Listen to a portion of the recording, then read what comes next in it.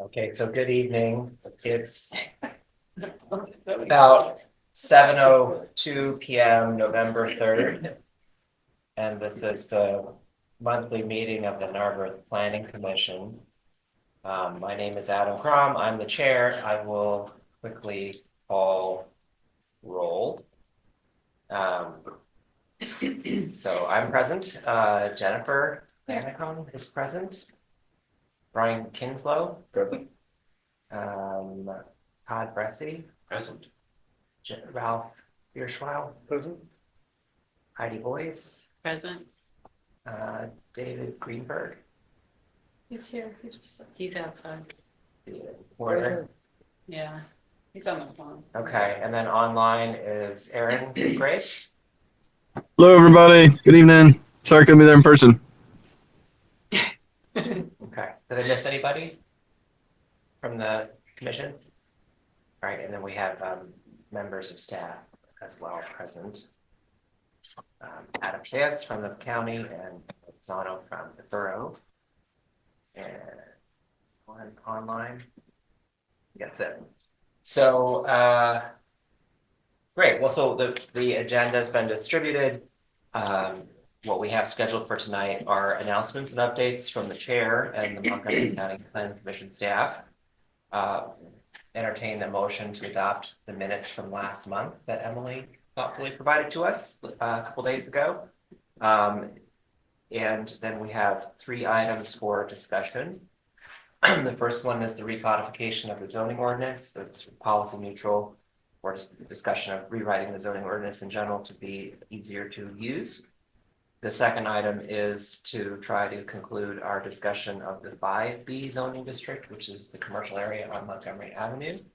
And then, time permitting, our third would be to shift into discussion of the 4A zoning district, which is the collar of parcels around the downtown core. So not the downtown itself, but the perimeter of the downtown. We'll take public comment after the discussion items, if there is any public comment, and then we'll take a motion to adjourn after that. And of course, if there is any other discussion topics, we can provide an opportunity for members of the commission to bring that up for discussion for the future agenda. All right, so I don't have a very long update for this week or this month. I would note that since we're discussing the zoning and housing in the context of quote transit-oriented development, it's been a little bit rocky this month for SEPTA because they have the majority of the rail car fleet for the regional railroad that goes through Narberth. The cars are more than 50 years old, and they had a number of events, including fires that broke out on some of the vehicles. So the federal government has ordered emergency inspections of the entire fleet and retrofit of additional sensors to detect heat. So that is ongoing, but until it's complete, they haven't had, even half of the cars in service in most days. So it's been very crowded. There's been trains that skip stations because there's no room for more passengers. Express service is suspended. All the trains are making all the stops to make sure that there's as much capacity as possible at all the stations. And it underscores, of course, that if we put off the capital spending with infrastructure, it catches up to you on the operating side eventually, where you can pay a pretty steep price if the capital assets aren't available for service. So they are trying to get that work accomplished. They have, I think, until they received a 2-week extension on the inspections and to November 14th, and I think they have a couple weeks beyond that to finish trying to put the sensors in. So we'll see how that goes. But it underscores the need for stable funding for a number of years and the urgency of replacing the rail car fleet. As far as I know, there still hasn't been any budget passed in Harrisburg, nor the federal government. So seems to be kind of at an impasse. It's obviously a big deal for many people. Any other questions for me as the chair? We did meet, by the way, the steering committee for the active transportation plan. Adam Shantz is actually more of an expert in that, so I'm not going to speak to it. I'll let Adam speak to it. But that's making progress, and then also the Montgomery Avenue corridor study is expected to meet with the borough elected officials and then eventually with staff and with the public in the next couple of weeks, hopefully. Was that recording that whole time, by the way, Emily? Yeah. Okay. So that concludes my update for the month. All right. From Montgomery County Planning Commission side, yes, we've been working on the Narberth Lower Merion Active Transportation Plan, and we're getting to the final stretch. So we had the steering committee meeting last Wednesday. Always great to bring Lower Merion and Narberth together and all of the stakeholders involved. We had Adam Crom, Maggie Dobbs from Narberth's side, as well as some other folks. But then we also had Lower Merion planners, building code officials, other large stakeholder groups, the school district was there and things like that. And basically we were just presenting changes to the web experience because it's going to be a completely digital experience that we can update as we have changes. So just updates there. And then we actually did go over 4 renderings using Toolkit improvements, or treatments, I really should say. So 2 of those were located basically in Narberth, one on Winwood Road at Woodside, so that intersection that's been problematic for many years. And so one of the illustrations kind of reviewed adding infrastructure there, kind of putting crosswalks as well as some signage leading up to the crosswalks, bringing, and again, these are just examples of infrastructure that you could do there. Ultimately, it would have to be approved by council and folks in the borough.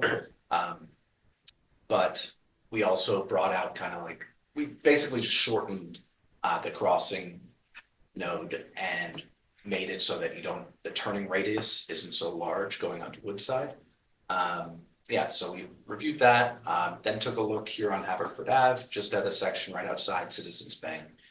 The former Citizens Bank, reviewing what a bike lane would look like there, as well as some, crosswalk right at that road, and making sure that curb bump outs were present, or I should say, ADA accessible ramps were present. Yeah, so we took a look at that and then offered our recommendations. And I think definitely a recommendation going forward is for Lower Merion and Narberth to meet regularly on these types of issues.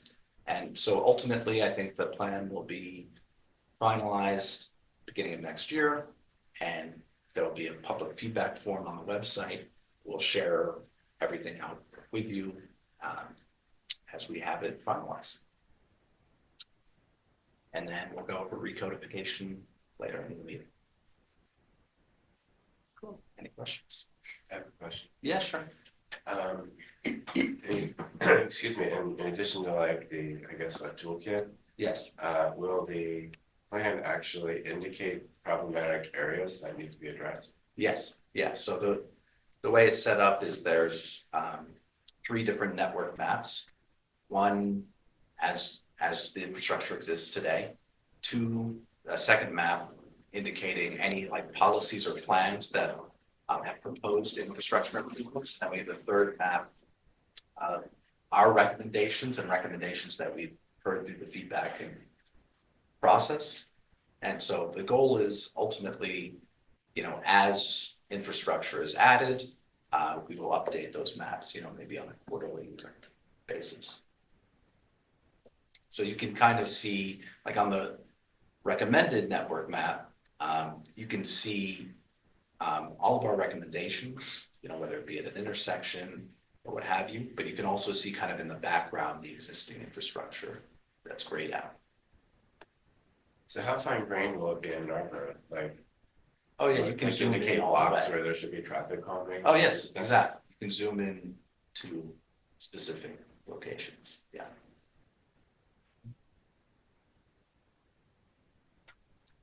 Yeah, sure. That's all I have. Okay, those were the announcements and updates this month. The second item on the agenda is the approval of the October minutes. Would anyone like to make a motion to, or does anyone have any proposed edits to the minutes? No. Okay, would someone like to make a motion to adopt the October minutes? Motion to adopt. Second. Okay, the motion has been made and seconded to approve the October 6th meeting minutes. All in favor, please signify yes by saying aye. Aye. Any opposed? Any abstentions? Unanimously adopted the minutes. Thank you to the borough staff for preparing them. Okay, the third item of business is discussion of topics. And the first topic is the recodification of the zoning ordinance. Okay. Ron, Yes, we are. did everyone have a chance to read the zoning? Did I read every word? Well, it's here finally.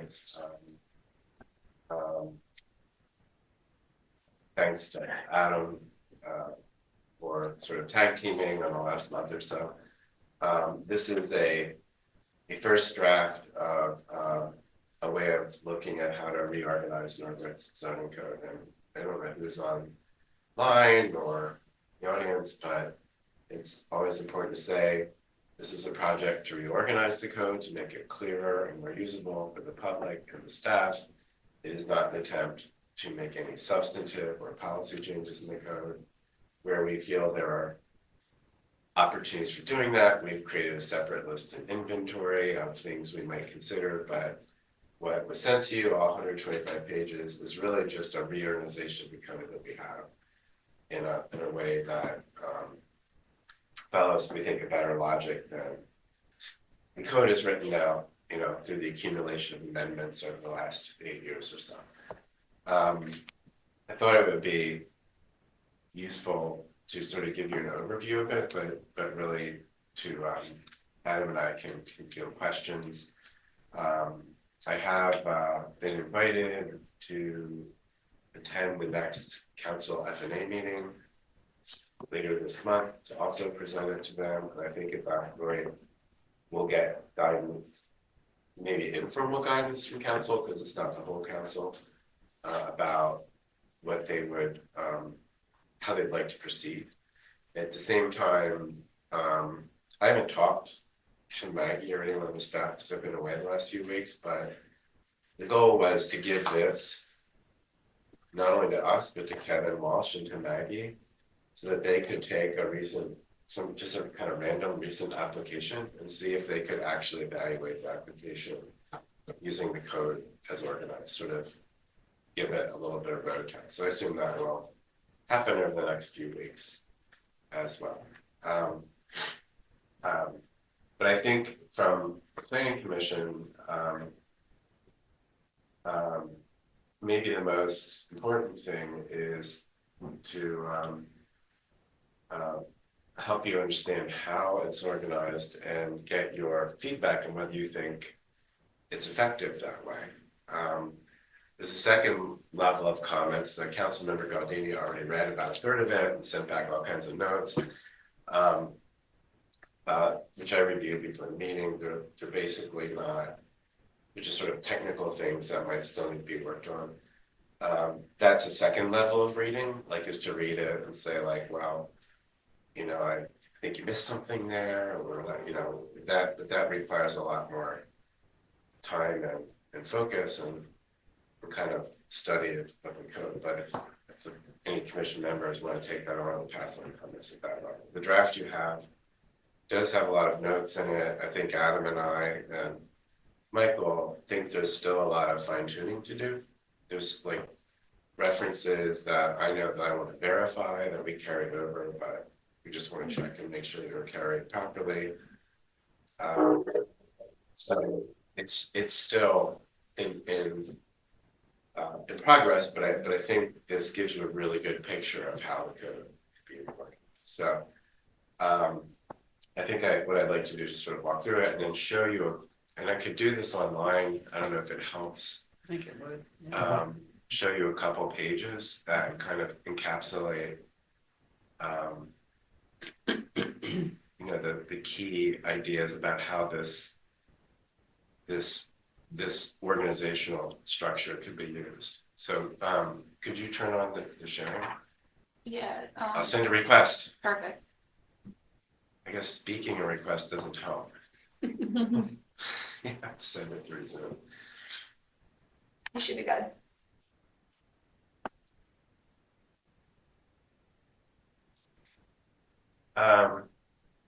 So the big idea we began with was to try to use zoning districts as the portal for understanding everything in the code. And actually, there was an earlier draft of this where zoning district sections were quite extensive, had all kinds of detail in them, but we realized that it was a better idea that even if the zoning districts were the starting point, and the reason for that is because anyone using the code is naturally going to like start with an address or a lot or a site. It's like, here's my property, what can I do? Or here's an application for this property, what can happen there? Zoning district is the beginning point, but the meat of it is in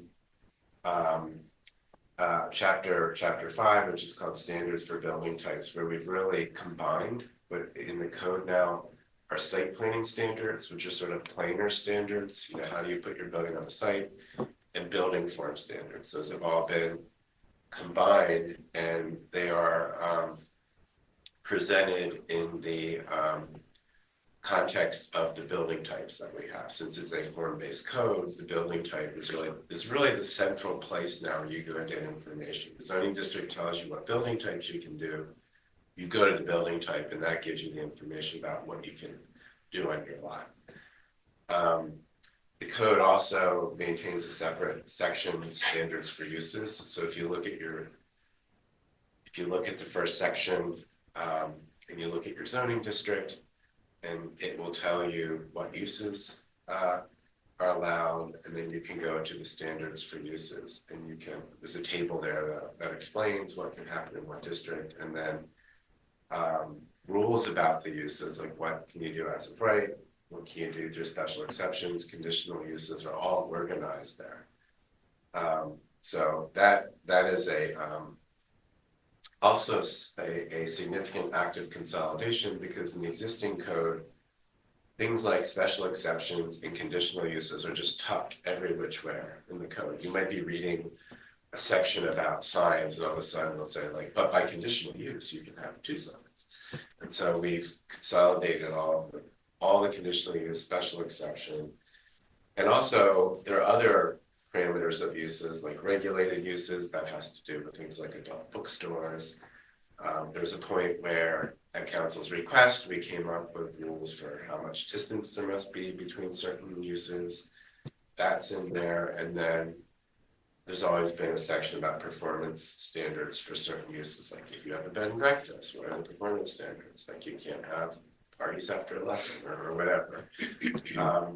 So all that now is all gathered up in the one chapter that includes all the rules about uses.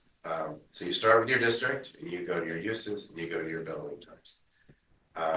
And that is the major work that we did, is to sort of organize those sections. I guess I'll show you the charts in a minute. After that, there are some aspects of the rules for building form that are more like methodologies or rules about how you go about measuring things like building heights and roofs, sort of general standards about building form. Those are all now gathered into one chapter. So after the standards for building types, there's the general rules for building forms. We have a section in our code now, which is about frontages, porches, enclosed porches, courtyards. That remains its own separate chapter. So if you look at your building type in your district, it'll tell you what frontages you can use, and you can go there and find it. We pulled accessory buildings into a separate chapter. We experimented with making it a building type, but it didn't work in terms of the logic of everything else. So the rules for accessory buildings, including accessory dwelling units, are all in a separate chapter. We pulled all the rules for green design into one chapter, anticipating that as time goes on, council will probably want to keep expanding those ideas, and so they're all in one section, so they're easy to find. Parking has been organized a little better into parking was a real kind of challenge because quantitative standards and methodologies and design standards were all kind of mixed up all in one, and so we kind of separated it out so that if you know how many parking spots you need, that's one section, how to design, that's another section, then bicycle standards are a third section. So I feel like that's cleaned up and more navigable. There are also unusual situations like, if a lot is in two zoning districts, or if a building is in two zoning districts. Again, those are things which appear in different areas of the code, so those have been gathered up into one place.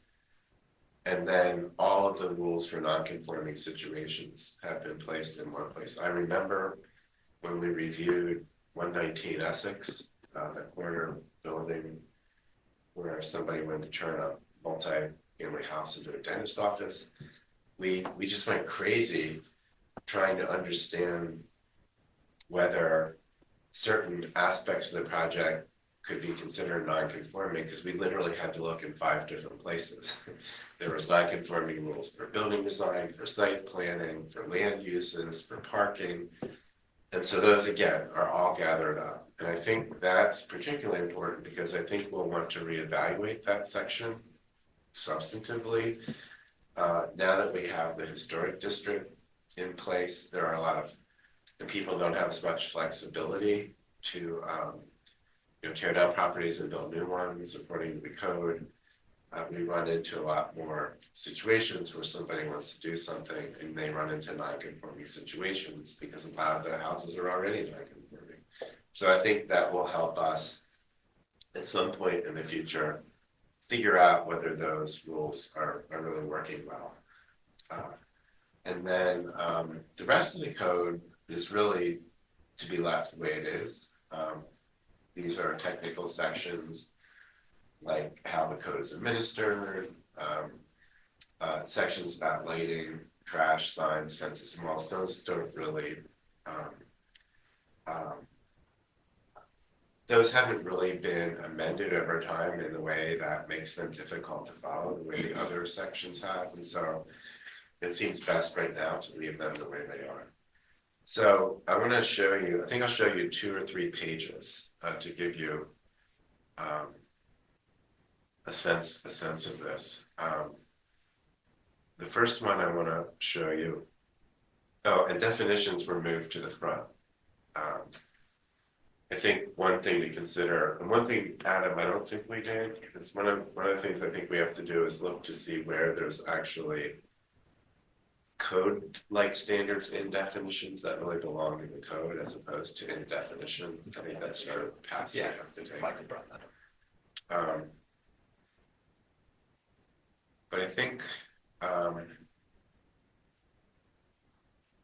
sorry. Zoning districts. So here's a, I don't know if you can make that any bigger, Emily, or if is that me on me? That might be you. I can mess around with that and see if I can do anything.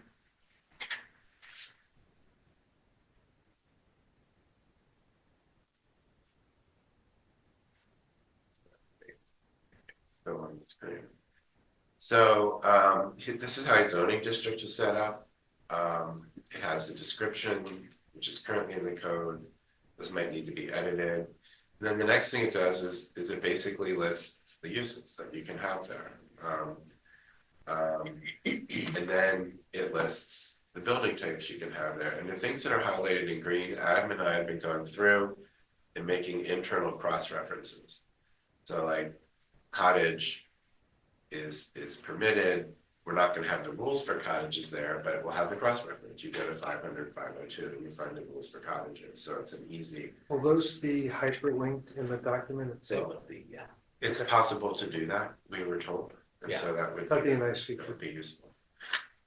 So we're doing that for our sanity, and then if there are any special standards that pertain just to that district, those again are cross-referenced at the end. So the district is very concise, and of course it'll be associated with a map. So you can look at the map, you can find your property, you can find your district, you can find the description, the uses, the building types, and special rules, and then you can use the links or the references to go where you need to go. Is the map going to be in the code, or is it going to be linked to like the borough's map of, you know, which zone the property happens to be in? Well, I don't know. I mean, in the printed code, Mhm. it was sort of a fold out attachment in the code. I think in the Yeah. online code, there's a chapter that's all the text, and then there's another chapter that's all the maps that's online. It might be another idea to link it to an active map that the borough keeps, you know, if it changes, that it's always linked to whatever the most active map is. I don't think we've ever changed the zoning district. Yeah, the zoning districts remain the same, but A major idea, though, in this code, I'll skip down, is to split the downtown district into 3 districts.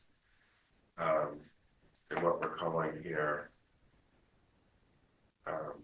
downtown, the nomenclature may change, the numbering may change, but right now there's one district for our most pedestrian streets, Haverford and North Narberth Avenue.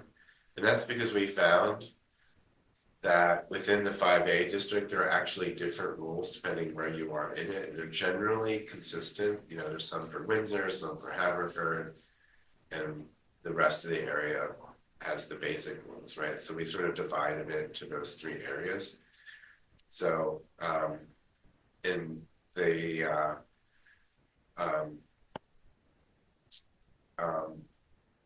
a lot of this section seems the same, but where the real differences are in terms of land uses, building types, building heights. There's a lot of standards that vary from different areas. And so this makes it a lot more transparent.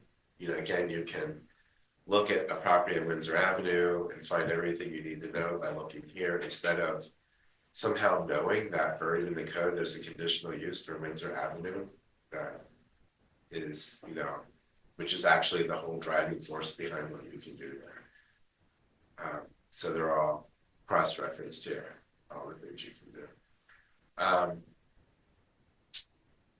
And then the other downtown other is the areas that aren't on Windsor Avenue, Haverford, and then or North Narberth. So that's the land uses. The next thing you get to is that's the zoning district. It's the land uses. So one of the things we might discuss at some point is whether definitions for land uses get moved to the land use section as opposed to the whole definitions at the beginning. Right now, they're just listed, and they could either be cross-referenced back to the definition section or defined here. That's sort of a organizational question. We also have Adam and I we didn't work on this, we didn't even talk about it, but our code is written so there's sort of land use categories and specific uses within those categories. And I'm not sure there's a real functional reason for that. There might be an organizational reason for that. It's just easier, you know, if things are kind of grouped together. So we haven't really considered whether this is the most effective or efficient way for people to find a specific land use. So that may be something for further consideration. But the key here is there's now right now we have 3 tables in the code about land use. It's one table for as of right, one for conditional, one for special exception uses. So it's very hard, like if you want to understand the actual uses you can have on your property, you have to go to all these 3 charts and try to understand how they relate to each other. What we've done is we've consolidated all that information into one chart. So all you need to do is look at your district, and you can go down this chart, and you can see, go to the cell 1 family dwelling, 3A, 3B, etc. You can then kind of look to see how that use is treated in that district. And at the bottom of the chart is the coding: permitted by right, permitted by special exception, requires performance standards. So you can see that all in one place, and then again go to the area where you need to go to find it. I think for me I find this much more useful than having to. And it actually has more information in it than the tables do now. For example, if you were to look at the tables in the code now and look up, I can do a bed and breakfast in 3A as of right, it wouldn't actually tell you that there's performance standards you have to follow. You would just somehow have to know that. So now it's here. You can find it and move forward. This is a long chapter because we then, all of the special exceptions, all the conditional uses, all that text is transferred here. The second chart to show you is what a chart or what a building type section is. By the way, by putting all the conditional uses and special exceptions here, that immediately begs the question, why is this a special exception anyway? Why is this a conditional use? In some cases, we don't even have any standards. It says, if you want to do X, you can just go to the zoning hearing board and ask for a special exception. But there's no conditions or criteria or things you have to do to prove you merit the special exception. You just have to go ask for it. And so I think this gives us a clearer ability to really ask ourselves, are these the right hoops to go through to do these things? Does it really have to be conditionally used special exception? If it does, do we have the right criteria there? So again, this gives us a better ability to manage the code going forward and make sure it's delivering what we want. Excuse me. So I'm going to go to single family house, or we don't call it the detached house, which is our simplest building type, to show you how this section works. Again, it starts with just the general description, and then it starts all of the lot, which we used to call site planning, and building design regulations are now compiled into one table. And the table is also organized by zoning district, because sometimes the rules about things like lot coverage or height or any number of things might vary from district to district to district. And so this chart takes all that information and puts it into one chart. In the past, or in the current code, some of these rules are expressed in language, like you need to know where to find the writing about it, and some are expressed in charts, which is really tricky. Like, again, from the user's point of view, how do you know, like, even though it says this in the chart, there's something written somewhere else that expands on it. So now all the rules are here. And one of the things Adam and I are trying very hard to do is make sure that these charts are clearly organized and indicated either as being the operational part of the code. So like this chart is the code. or it's just an informational thing. And we don't want charts to serve both purposes. Because in that, the user won't know, like, is that just there for my information, or is that there because it's the rule? I know it sounds a little wonky, but one of the problems is if the code has conflicting information about something in two different places, then that kind of renders that meaningless. So we have to be careful about that. We're trying to also eliminate footnotes to the table. Sometimes the footnotes were longer than the tables in the code, and the footnotes were written code that wasn't in the code. It was just attached to a table. And so again, not very easy to find. And so here, the only time we have footnotes is if something can't fit in a cell. It's not in the current code. We use footnotes for exceptions, like, single-family houses, detached houses are permitted by right in 3A. There's a footnote that says, unless you've paid good amount of concrete, that you can't have a house. I mean, so in this chart, the only reason for having a footnote would be to include information that just can't fit there, but it's not like an exception or an alternative standard. Excuse me. So, nevertheless, the tables are organized kind of the way the old ones were. So it starts with site planning. It includes land uses. Then it includes site planning rules. Then it includes building dimensions and building form rules, building design rules. So it kind of goes through what we have now, but it consolidates it all into one chart. So really, you can take this chart if you're an architect and an engineer and pretty much know everything you need to know about the physical properties of your site is in this chart. There are things that do need to be in language though. So for example, this number C are things that, these are the footnotes that can't fit in the chart. The frontage types that are allowed are written down. And then if you can picture it in our code right now, in the section about building types, there's always kind of a very fine print section which has specific rules that pertain to that building type. And some are very simple, but some for like mixed use buildings are very complicated. And those are actually like really important urban design rules. So what we've tried to do is organize them into a text section here in the building type, because they really can't fit into the table.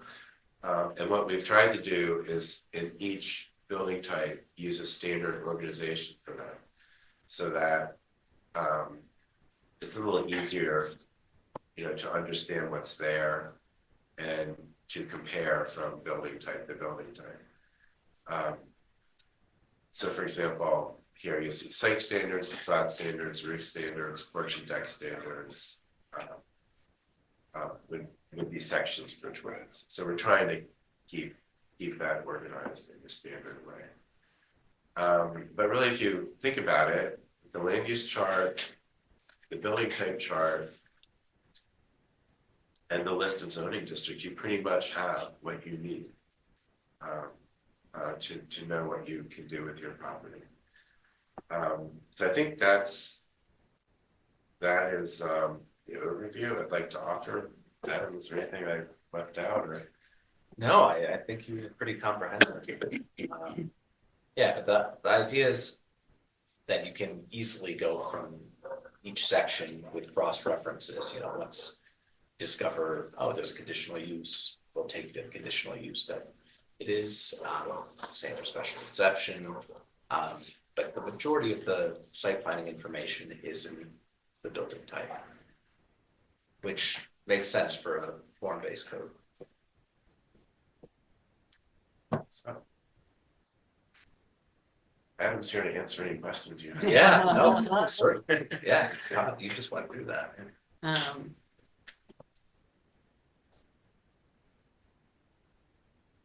Hey, you're looking at it like a little tiny screen. Would you like to look at the printout? yeah, thank you. It'd be great. So, I mean, I think I flashed past it. The historic district overlay section is new too, right? That is new. Yeah, that is new. So that was incorporating all the historic district standards. Oh, good. Okay. And are they referenced other places? So They that are. people know when they're relevant? They are. So they're referenced in the zoning district. That where they're applicable. So like in Cottage, for example, In, I think.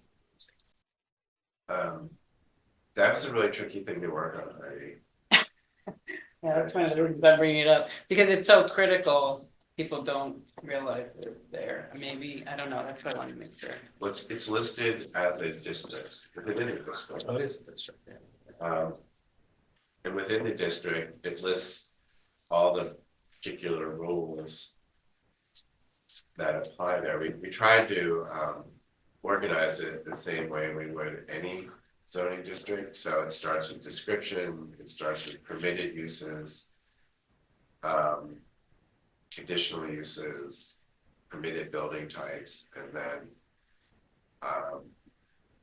this is one place where there are actually and I'm not sure this is in the right spot, but there are some special site planning conditions that apply just to the historic district. So for the time, so it's interesting. One of the things we struggled with is there are some rules that apply to building types, no matter where they are. Like if you have an apartment building, these are the rules for apartment buildings, wherever they occur. And then there's some rules that apply only to zoning districts, and whatever happens in that zoning district has to follow those rules.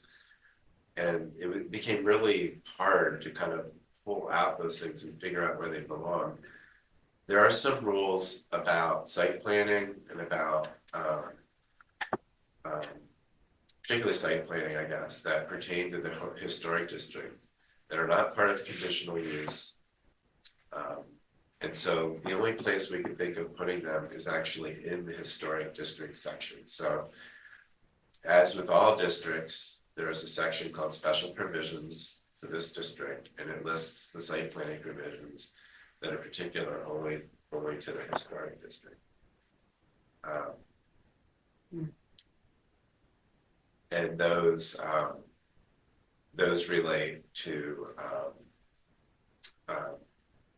things like rules for cottages, twin houses, because we have special standards for those building types that are only in the historic district. Technically, right now, you can only do a cottage that's in a certain zoning district that's also in the historic district.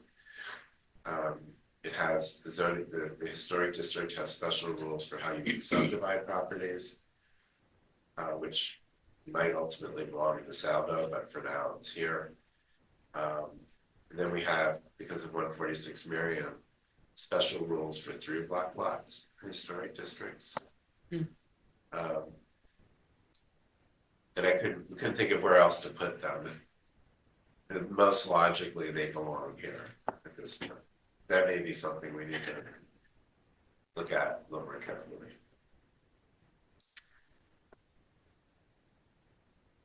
Like an overlay, so thinking about how those rules interplay with the other districts and building types is very complicated. so where's the definition of historic district? Is It's, it in the definitions? Well, there's a description of historic district at the beginning of the district, so it's on page 35, Yeah. 30, 509H historic district overlay, and it explains. This is actually from the code as it exists right now. But how are you supposed to know if you're in it? You look at the zoning map. Zoning map has that identified, that is a line around. We have a separate map of the Of the historic district, Yeah, that was of the historic- attached to the code, historic Yes. ordinance. Yes. Okay. Okay. Is it also referenced in other parts of, or like, okay, where I flagged it, need to be direct, within the intent section, where you specifically say the borough will discourage demolition of existing buildings of historic, civic, or cultural importance. And I was wondering whether that should be amended to say the borough requires hard review of any proposal to demolish existing buildings of historic, civic, or cultural importance. Just to be more direct about, rather than discourages demolition, I think it should be direct and say that you have to have it reviewed by hard. Since the. Or the building inspector, the building officer may require it to be reviewed by hard. Since the intent of this is to be as neutral as possible, what we would do is take that suggestion and add it to the list of things to consider as a zoning amendment. Okay. So, for example, the second document we transmitted has, it's like 3 pages of notes that Adam and I have made on some questions that might need to be answered to help us finish the recodification, but there are also notes for things that are policy questions that would have to be discussed in the future. What we really want to do is capture all those ideas, Heidi, but give council a clean, reorganized code. And then council's decision, they could say, like, let's just scrap this whole thing and stay with the code we've got. Or they could say, let's adopt this new code that's content neutral and replace our old code and then build from there. Or they could say, all right, we have this new code, let's look at what amendments we want to make and incorporate it into one legislative action, right? So we'll have to get direction from council about how they would like to amend the code. At the moment, we're trying to just present. It's just one sentence that I think is important to include because it's otherwise. Sure. It's an intent. I mean, I think. There's other things in the code that are like obsolete. They pertain to things that don't exist anymore, but we're still leaving them in because we want to say this is the code we have as reorganized. However, here are things we would recommend, and we will come back to the commission and say, like, what are the things we would recommend amending? So your recommendation we can put on our list. Okay. The other recommendation I have is that in the intent section, the very first line that says the borough intends to preserve, maintain, and enhance the early 20th century urban form. And I take issue with it being called urban, and you use urban quite a few times in this intent section. I mean, it's not an urban environment, it's a suburban environment. And I just feel like that word is odd to have as a descriptive, and also to say early 20th century when we really maybe want to say predominantly 20th century. I mean, it's not all early 20th century. There's some 19th century, there's some later stuff. I mean, that's all. It's just semantics. Well, those are all. No, it's big. I mean, again, it's not I'm just telling you that I feel it's misworded. It's not necessarily consideration for a code change. I'm just talking about language. but to reword it would have to be a code change. Well, So because that's what's in there now, is what you're saying? That's That's the way it's written now? The statements exist now. Okay, well, Yeah. as long as we're making changes, it would be an obvious one, I would think. Yeah, well, I mean, like I said, we have a list of changes that ought to be considered. Okay. There's all kinds of changes. That's here. my recommendation. So that can be added. Okay. I mean, there's like 50 changes here. Okay. And, you know, Yeah, no, I realize that. so, but what we're trying to do is keep track of all the things that should be changed separately. Okay. So. Yeah, those- no, I see. You have the codification and then you have, in addition, you have other Right. modifications. So hopefully the That's meeting minutes, Emily, will capture Heidi's suggestions clearly, so that we can make sure they're not Okay. lost.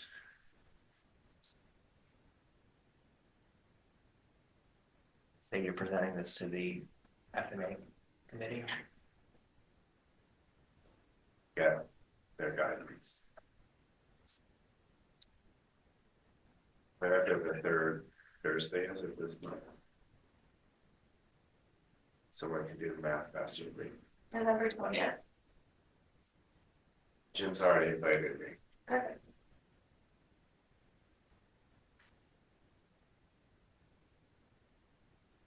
So it doesn't sound like, I mean, it sounds like you have done a lot of work on it already. So to adopt it in the new form, it's pretty straightforward. Well, I mean, first of obviously, all, someone has to, other do people it, worked but- on it too. Just to be fair, the whole borough staff involved with this have been involved in various meetings. Kevin, Emily, Maggie, at the beginning, the solicitor was involved, but it's really boiled down the last couple of months to me and Adam. Yeah. And they will be road testing it. And there's still a lot of little quirky things wrinkles we need to work on. But the goal would be to potentially have a clean document that if council wished simply to adopt a new reorganized code with no changes in it, that they could do that. Fine. Or they could say, we love this code, but at the same time we adopt this, we want to adopt these changes. Like Heidi's changes made sense, we'll adopt those too. Or Mhm. we'll get rid of those obsolete things that you think don't belong there. Great. I have no clue what, Council. if the council's thought about this or what they Yeah. would like to do. Makes a lot of sense. Does it make sense to adopt kind of just, here's the formatting changes, we agree with them and we like the way it works, and then deal with the changes sort of almost separately? Again, this is council's call, but if you were to ask me, I'd say that would make sense for public transparency reasons. Right. I think it's, what's been really important in this effort is to say what you have in front of you has no changes to the current code.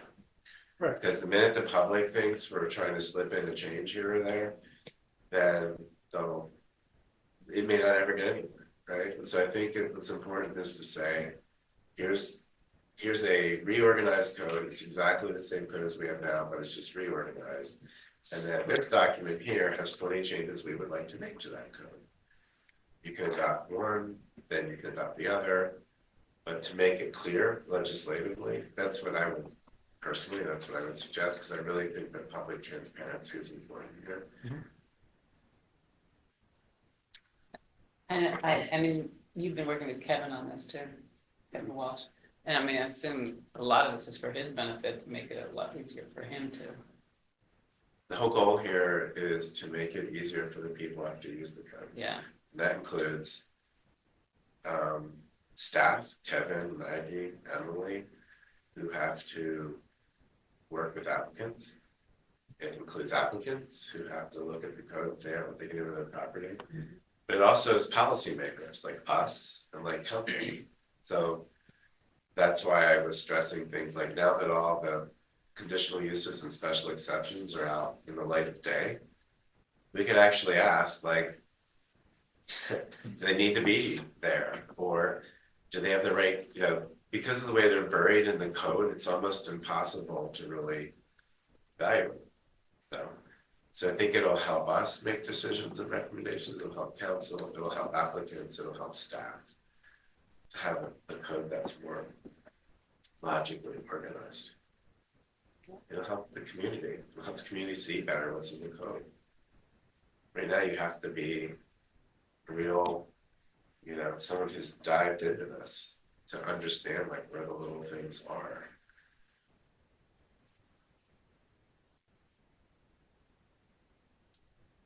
Okay, well, so do you anticipate the process may be to have a, version of the code that then the planning commission would vote to endorse to council? I don't know. I mean, I think we'll want to hear from council on the 20th. Well, yeah, that first, so after you hear from council, like the next month or the month after that, would there be a draft that there'd be a formal process to recommend that draft to council? I mean, personally, that's what I would recommend. I would recommend that the staff test it out, and the staff give us their comments. Maybe the solicitor needs to look at it and make sure he's comfortable with the ideas behind it. And we gather all that up, and Adam and I iron out the 100 little quirky wrinkles we still need to iron out, and come back to the commission and say, here's, it's been road tested, we've had comments, we've cleared up all the technical things. And we'd like the planning commission to endorse this as a new version of our code. I mean, that's what I would hope would happen.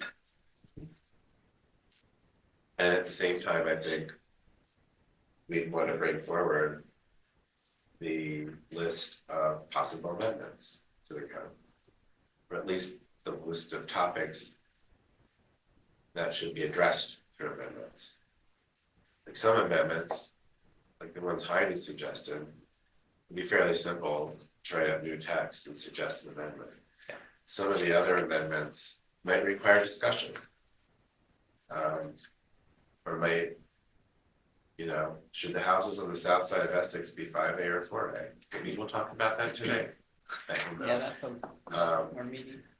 How do we unscramble? There's a real kind of nomenclature complication around the word frontage. It's used in several ways all at once. There's nomenclature problems around residential uses and residential building language. That just confuse us all the time. Should that all be like redone? And that I think gets beyond the simple recodification. So some things we might just need to work on more. Some things might be just policy calls. Some things we might be able to simply, just Heidi, can you please provide language that you feel is appropriate? And that's easy to, put into a list of, but all those things I think are a separate set of recommendations. I do have one codification question regarding the green building, the green design section. Is there a reason why you put accessory dwelling provisions in that section? The green building provisions, when they were adopted, applied in two cases. One was as a bonus provision for certain kinds of developments, like adding an extra floor here or there. Mm-hmm. And the other was if you want to do a accessory dwelling. If you want to do an accessory dwelling, you have to follow green building rules. If you want to get a bonus, build a third story downtown or a fourth story in the 5B district, you have to use green building rules. For the most part, the rules are the same in both circumstances, but not entirely. There's quirky little things that apply only to the 5A. There's quirky things that apply only to accessory dwelling units. So what we want to do is kind of create this in one place and make it a little more standardized so that it would be like a building block that council could either apply in other places or would make it easier to amend if there were new ideas about what green building would entail. So that's why it is the way. All right, the pages are missing here. They're missing? Yeah, the 900, 500-900 section. Is that true? Am I It missing? would be page 111. It's in there. It's in there. Yeah. Well, it's not in the printout, I don't think. I don't know. Page numbers are missing. I don't know why. So a good question is, I guess I just was wondering, because you're going to have an accessory dwelling type. My problem with the whole green design thing is that it should be built into every single project all the time, ultimately. And to pull out a section for it,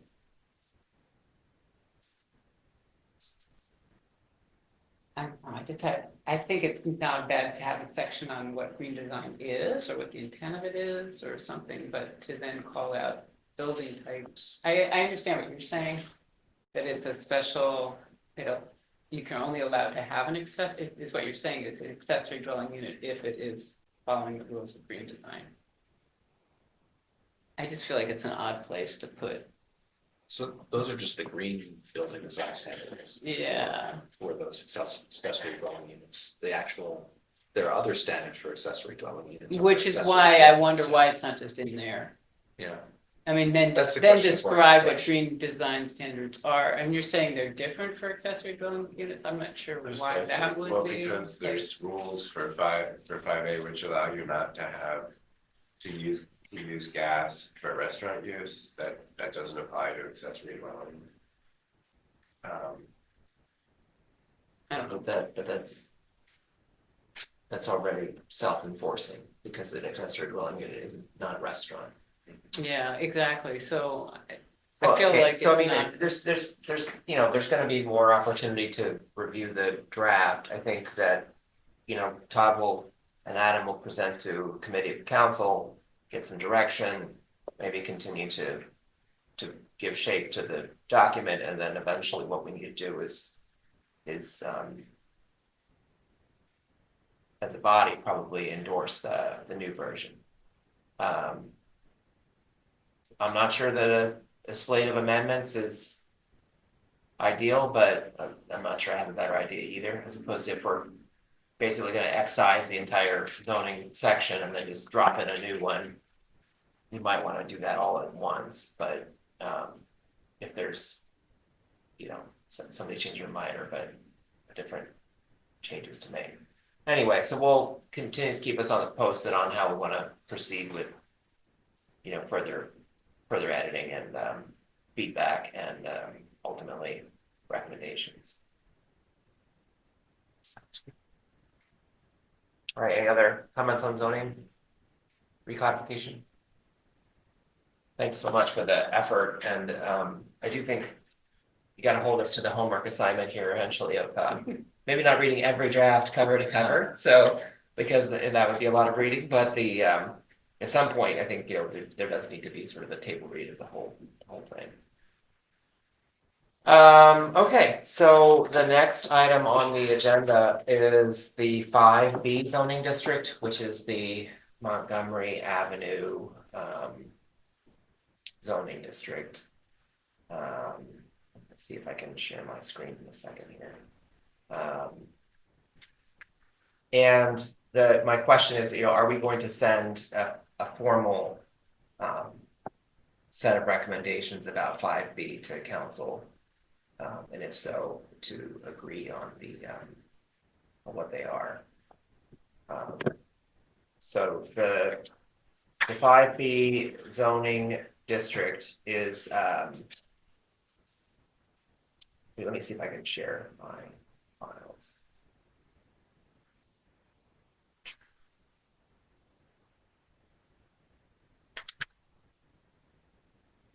So this is the zoning map of the borough. And the purple area along Montgomery Avenue is 5B. We have one current development sketch plan that's been submitted, and that's for the Rite Aid. That's what we discussed last month. What we heard from the owner of the Rite Aid and the developer is that they haven't been able to find another, 14,000 square foot commercial tenant. And they're skeptical about the ability to subdivide the building, and that conversion to medical use may not be practical because they don't feel like the parking lot is big enough for a medical building, and so on. So it's still being actively marketed for commercial. At any time it could be re-tenanted. But in the meantime, they've hired an architect and submitted a plan for a apartment building with, I think, 46 units, and on 5 floors. And there are a number of elements that they submitted that don't comply with zoning, and we discussed the zoning in general for the whole corridor and what makes sense. So I'm going to paraphrase what my recollection of what the sense of the commission was from last time, So the first one was that we were okay with allowing residential units on the ground floor, just not on Montgomery Avenue itself. So in his case, he would have a coffee shop facing Montgomery Avenue, and behind the coffee shop could be the apartments essentially. To not require entire floor plates to be commercial. The second item was to allow the base height in the zone is currently 45 feet, but it specifies three floors. So it would be to continue to have 45 feet, but to allow that to be 4 floors instead of 3. So it's the building's not any larger, it just has more program in it.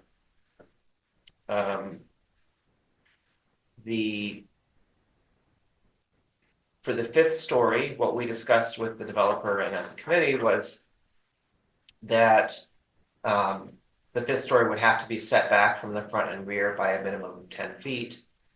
In his case, it was more than that, and that it's from a massing perspective, if there was a 5th story, and that the only condition that would allow a 5th story would be that 10% of the units 10% of the housing units would have to be income restricted to be affordable to a household that made no more than 80% of the area median income, which is sort of a definition for workforce housing.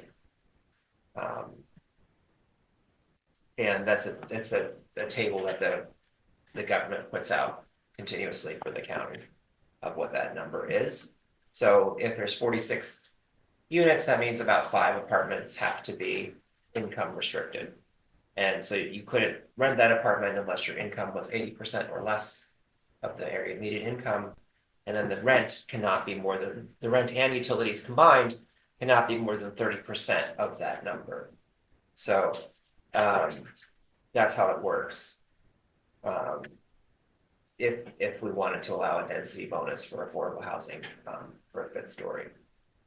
For parking, I think that was the only things that his project actually needed, if I recall. I'm not 100% on that. But for the rest of the zone, we discussed that the parking is probably the limiting factor for housing. And so do we want to do items such as, first, allow to meet the parking demand over more than one parcel, so long as they were within a certain distance? The maximum distance probably 1,000 feet or something like that, which is about 3 blocks. It could be less than that, but the idea being that it wouldn't have to be provided all on one parcel. It could be provided over a series of parcels. The second would be the current requirement is for 1 parking space for every dwelling unit, whether that could be relaxed or reduced to 0.7. So it's a lower total number that would be required. If the developer joined the SEPTA Pass program for the building, if that pass program exists and is available, so that every unit in the building would get a transit pass to reduce parking demand and transportation demand.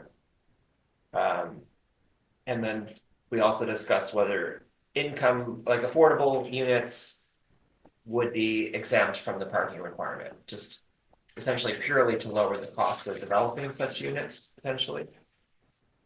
So not that they're, obviously people might still need automobiles in some cases, but it would not be required that the off-street parking spaces would be provided for every unit. So that was the main series of changes.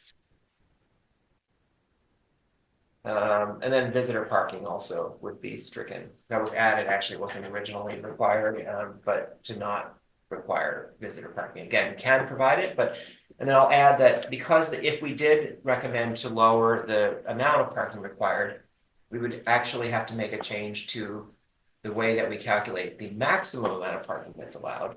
Right now, we only allow, I want to say, it's 20% more than the minimum or something like that in the zoning. So there's a number and you have to provide no more than 120% of that number and no less than that number. So if we make the minimum lower, if we want to preserve the ability to provide more parking, we have to make the maximum significantly higher. And it sounds actually counterintuitive, but I think it's 150% of the minimum is what it comes down to. If you bring the minimum down, you need to have multiples of it to get back to where the current maximum is. So that would also have to be changed if we lower the minimum to raise the maximum ratio. So if it's expressed as a ratio, which is how it's expressed. Oh, and then the other thing about the density bonus was it was tied to the green building standard, which is that essentially no fossil fuels except for restaurant kitchens. So that's like a gas stove. So I guess, did I miss anything or did I misunderstand where we were the last meeting? I'll also just mention we had public comment last time. And of course, some people are in favor of more housing generally or higher density. We've received letters and comments to this effect. And then we had some particularly adjacent residents who were concerned about light pollution, noise pollution, privacy, and then visual aesthetics. And a number of people independently actually went to the site at night to look at the lighting. And so the developer has responded with steps that they're going to take at the existing property to try to reduce the amount of lighting. That will take some time because it's a retrofit of the appliances there. That may help. And some of that lighting has always been there. It's a parking lot lighting, for example. LED lights are quite bright. So they're going to get shielded fixtures for the parking lot. We'll see if that helps reduce glare.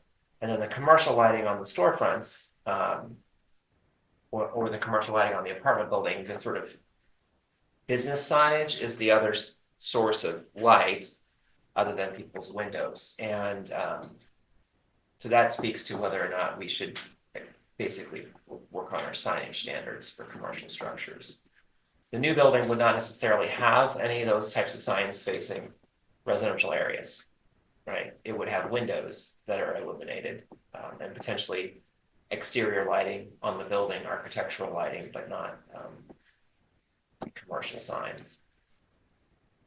But it would be visible from the adjacent homes because it's a large building, even though it's 80 feet away or 100 feet away, you'll be able to see it, particularly if there's no, in the winter when the trees are dropped, the deciduous trees drop their leaves. So, we could plant some conifers, but it's always going to be some visual ability to see the building, no matter how big it is, frankly. So anyway, did I miss anything from last time? I just wanted to double check the density bonus. Is it an and statement, affordable unit and greenfield? Yes. Well, that's what we discussed. The floor, there was going to be step back, right? 10 feet minimum. Yeah, on the front and the rear, but not the sides. Yes. I think you that was a good summation what we discussed, and certainly things I would support. I think you're also correct. So I was one of the people who went out with one of the neighbors right after the meeting, and it also seems to me that maybe the sign regulations could be looked at a little more carefully. I'd also like to look at the sign packages that were approved. Sometimes there are unintended things that come up, and the zoning officer makes discretionary decisions, and we might want to understand how that was looked at, because there might be clues to how to improve the zoning. One thing also, Adam, that came up on my site visit was the specific types of trees that are used for screening. And what came up in the conversation was that there are certain kinds of trees that are very good for screening. I think they're called arbor vitae, I'm not sure. But they're not allowed by the Street Tree Commission because they're not native. And so, like, if Adam wanted to plant those trees now, he could. But if he wanted to have them on an approved site plan, he could. You see what I'm saying? Like, officially the borough Right. We don't control what you plant on your property, but we do control what you submit in your plan. Exactly. And the Street Tree Commission frowns on the kind of tree that would be exactly right for screening those properties. Right, they're used at tennis courts a lot and things, yeah. And so I think it'd be worth having a conversation with the Street Tree Commission that sort of started with the statement, come on.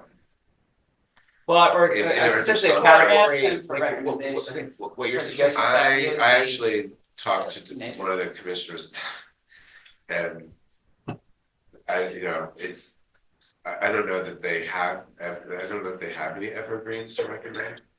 So I think maybe we should, but I think we need to have a conversation with Street Tree Commission as well about the kinds of trees that are permitted for screening purposes. And that maybe every now and then a tree that's not native, there may be a better public purpose for having it if there's no acceptable native alternative.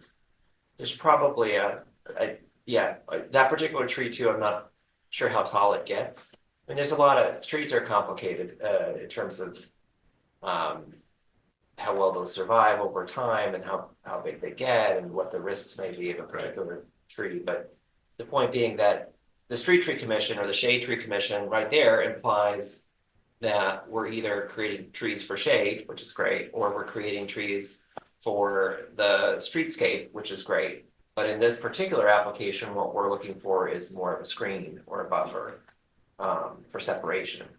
And that's maybe a type of landscape that is not as well. I think what they're really focused on, which is good, is the ways that trees are part of the larger habitat. And, native trees support other things that are important. They support animals, they support insects, they support birds. Non-native trees don't. So it's a good idea to do that. But I think this is a gap in our problem solving. As you're saying, with buffer trees, we don't quite have the trees we need in our inventory. Because had we had those trees, that would have solved all the problems at that particular location. So it's a conversation of whether it's alternative trees or whether maybe once in a while non-native trees are okay. That's another issue, Adam, but that conversation last month precipitated. Are there any other concerns about that? As far as, if that project represents like a potential repeatable situation, not exactly like that, obviously, for a number of reasons. But the idea of the 4-story building or the 5-story building on Montgomery Avenue, does anyone have any further analysis about that? If they want to, I guess what I'm leading up to is, do I make a motion to send a recommendation to council, or do we want to have further discussion about what should go into that recommendation? Well, I think we did discuss this briefly, that site is not, there aren't that many sites like that come around here. And if we say something about the size of the lot with our recommendation, I think that could keep us from having to worry about 5-story buildings in too many of the other sites. Yeah, I mean, I personally don't think it's too likely that we get many more, Right. but it's not impossible. It is going to come down to whether, essentially if there's a landowner that can have a site that would support a similar type of project. So right now, there's not any property like that, but. It would require consolidation maybe of more. And what we heard from, it was Jason Duckworth, but when he was talking about the developer's point of view, or maybe it was the affordable housing developer that I talked to, that, landowners, when they have a property that is already rented or it's making money, there's not much incentive to change it because development is a very expensive proposition. So that, in some ways the Narberth redevelopment is precipitated by the closure of the Rite Aid. might have happened anyway, but probably wouldn't have because the Rite Aid was a good rent paying tenant. So as long as the vacancy rate remains low, there's a lot less incentive for anyone to do anything. And I actually think the opportunities for similar projects to the Rite Aid, if that project were ever to happen, might be on the other side. And we actually are already seeing a 3-story medical office building, I think, being developed on the other side. It's relatively small, but the Staples is a large parcel. The Acme is a large parcel. The court building is a very deep parcel, and so on. So there's a fair amount of land on the other side. And which is why ideally we would have a vision for the corridor to transform into. Right. That's where the corridor comes in. Yeah, like more of a center for the whole surrounding area.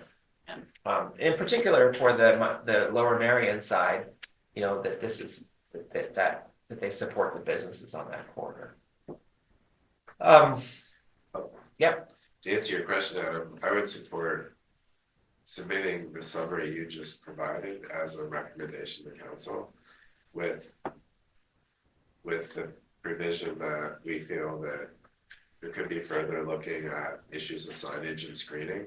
Mm-hmm. But I think those are minor issues compared to bigger issues that you've laid out, and we may as well get council started on those issues. While, if we need to look at the other ones, I don't see any reason to wait any longer. I think you've encapsulated them very well. And so I would support sending it to council as a recommendation. All right, well, before we take a motion around that, I'll just add a couple more items, right? So the first one is that in terms of how this is codified today, it's, not the new numbering, but section 500-501 is building form, and table 5 sets the number of floors for the borough, mostly at 3. For 5B, it's 3, so they would change that number if you were permitting it 4 stories for 5B, 4 instead of 3 in that table. Then in that section would be where you would have to add this density bonus if it's separate from the base zoning. So the purpose of the density bonus would be to incentivize production of affordable housing and allow greater density without increasing the environmental impact of that density. So it would read something like, for housing developments that contain a minimum of 10%, of the units that are affordable to and which are income restricted to households with income no greater than the 80th percentile of the Montgomery County area median income, 1 additional story of height is allowed up to, I put 11 feet, basically 10 feet, but with some wiggle room, provided that the front and rear building facades must step back by a minimum of 10 feet above the 4th story. And the building may not contain hookups for natural gas, except for restaurant kitchen appliances, or contain heating systems that use oil or gas fuels. And if the borough of Narberth is part of a cooperative energy program or district energy program, the building must be subscribed to and participate in that energy program. Whatever essentially this encapsulates the green building standard. Section 500-502 building type has the mixed use building type defined. And it says right now, in section H, paragraph 2, the dwelling units are allowed on the 2nd and 3rd floors only. On the ground floor, the first 40 feet in depth from the front facade shall not contain any uses accessory to the dwelling units except for the entrance and circulation area, vestibule, lobby, stairwells, etc., with a maximum of 12 feet wide in width. So we would have to change that to essentially that what that's really intended for is that the commercial uses are required within the first floor of facades facing Montgomery Avenue, Narberth Avenue, Hartford Avenue, Essex, and Forest Avenue, that are not required on the other facades that are not facing the street. And then that change the minimum depth of commercial space to 14 feet. And then for buildings on street corners of those streets, et cetera, that I would recommend that the commercial space would extend 25 feet from each corner. So that you have a full commercial corner. if you're on a street corner, and then specific to the 5A district, the minimum, that's essentially would keep the text as is. The minimum commercial depth would be 40 feet, residential units are not permitted on the ground floor, et cetera. So the language for 5A would stay the same, but for 5B or any other mixed use building, you would relax the ground floor rules. Section 500-601 is parking. Again, so that, you know, from a perspective for a council, right? If they were to review these recommendations, the most important one is this mixed use one, because you can't find a tenant for that ground floor. The second most important one is 4 stories, because that's the minimum viable project for the site, probably, right? Because of the elevator cost and so on. The next most important one probably for him is the 5th story density bonus, but the project might work without that. Like it just wouldn't have the affordable units. And then On yeah. the affordable units, we're asking for 10%. We need to be a little clearer about like any integer over a whole number is another unit or, well, we just have to specify whether we want to round up or down. right. I think we should specify rounding up. So we'll specify rounding So up. just do it. Yeah, 5. So it's, you know, 46 equals 5. And Yeah. Yeah. Gets a little awkward with 51, but there it is. There it is. So anyway, It's always going to be an even number if it's a double or the quarter. 10%, yeah. Anyway, so, Probably. yeah. And you know, part of this is experimental to see, you know, what the market can do, right? Like, what does it actually result in anything being built? Okay, so then for the 5B, for parking, section 500-601, table 7 basically says 1 parking space per unit. So if we wanted 5B to be less, that's where you would change it to 0.7 for 5B.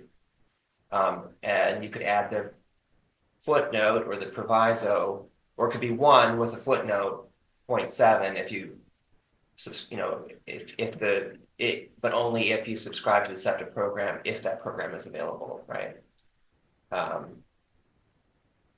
And also, we would have to add a text paragraph section about if we want to allow parking to be across more than 1 parcel, which I think there is something in there to that effect today, but it actually also requires only a certain percentage of parking to be off parcel. Or anyway, there's some. I think it has to be an adjacent person. Yeah, okay, so this would be, you know, that it would not have to be adjacent. Okay. And you might, you know, not get into how much of it has to be on each parcel. Yeah. And then again, we would have to also change the max. If the minimum goes lower, the maximum ratio has to be higher. And the number, if we went to 0.7, I believe it's 150% would be the new maximum. What was the part about the septic gate? There's something called a residential pass program, something like that. It's a building can enroll and provide everyone in the building with a SEPTA pass, or every unit in the building with a pass at a kind of a contractual rate. And the agency will monitor the pass usage and it calibrates how much you pay for the passes, but it's got a lot of guardrails, so the rates can't increase more than a certain percent. To so provides a lot of stability for the pricing. And what they're sort of observing is when they provide passes in that way, they get an increase in ridership of 20, 30, 40%. So people are traveling more on transit. And the idea is that there'd be a corresponding reduction in automobile use. I think it's a great program. We're saying it's required to get to 0.7 though? If it was available, that was something council had maybe suggested that we look at. So it is available right now, so they would be expected to enroll. But if the program went away, then maybe we'd keep it at 0.7, but it can't enroll. Conversely, you could tie the 0.7 to the existence of the program, but then set the mercy of SEPTA. Yeah, I think the program's only a pilot program at this point. So. Yeah, they haven't actually done it with any of the residential buildings yet, but they were very excited to sign somebody up.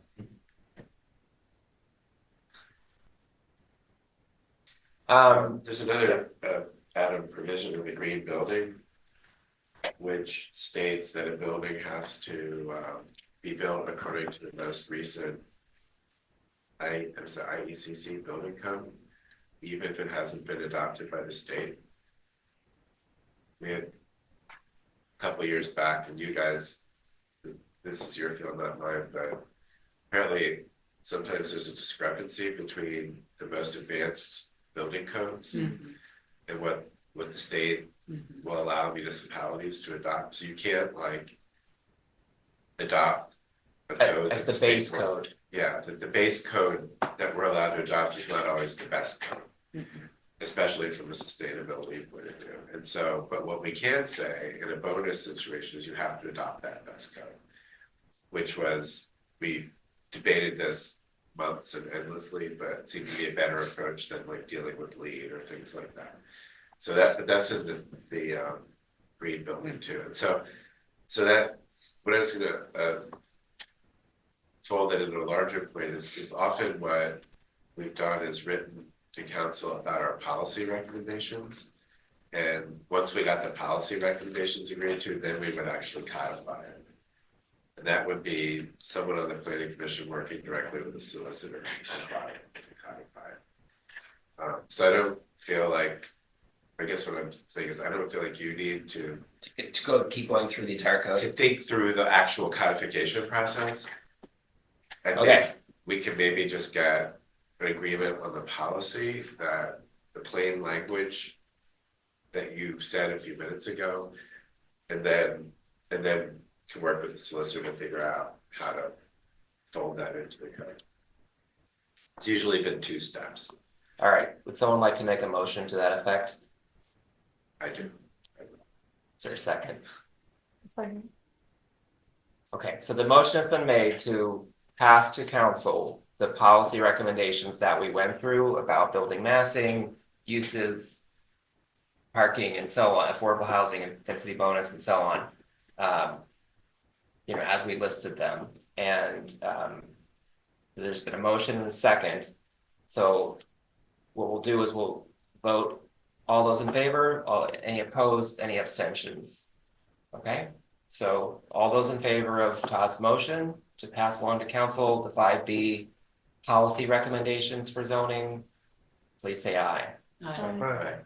Any opposed? Any abstentions? All right, so it's the sense of the commission is unanimous on the 5B zoning concept. The next and final item of business is the next zoning concept or district, which is the 4A zone, which is where is Which is that? great. Right. Yeah, I lost the screen. I can't see it anymore for some reason. Yeah, it's the green area around the downtown. So I have a couple of points to make about this, and a couple other maps I can show really quick. The first is that, where you see the single family homes, most of those are part of the historic district. They're pre-1945 contributing structures. There are a number of apartment buildings today in the green zone. And none of them, I think for the most part, are historic. They're all post-war. And they may or may not have enough parking to comply with the current zoning. Many of them, but not all of them, have some parking. Like under the building in most cases, but it may not be the number of spaces that the code would require. And I guess it would get complicated because the smaller studio apartments actually have a lower ratio, or they bring down the parking by a few spaces and so on. But so in terms of what is possible to develop in the green zone, there's only a few parcels that demolition would be permitted by right without a certificate of appropriateness or whatever from the council. the apartment buildings would be actually possible to redevelop. But not likely, right? Because they're all tenanted today. And to make them even denser than they are will run up against the whole issue of how much parking can you provide. So there isn't really that much going on in this zone of potential. There are a couple parcels, including the Citizens Bank parking lot, and then the big one is the 198 Elmwood, which is being used in part for the bridge construction. But I thought, if you don't mind, I would show a couple of slides about that, and we could talk about some of the other parcels as well. But just to sort of illustrate the stakes of what is possible for that one parcel in the zone. Okay, share the screen. This is the share. So this is the 198 Elmwood looking southwards on the other side of the railroad tracks from downtown. And for context, you can see the Woodside Court apartments across Narberth Avenue. There's a single family home on South Narberth Avenue behind it. This is where the church used to be, the Baptist church. I think this is a multifamily house. And then these may be triplex apartments. I'm not actually sure exactly how many apartments are in each unit, but they're interesting because you can see they have a party wall, and they were built as essentially paired sort of apartment boxes. And then they've recently had additions put on the rear. So they have no off-street parking that I'm aware of for these 4 lots in a row. And I think each lot has 3 units, give or take, on it. It's 2 or 3 or 4.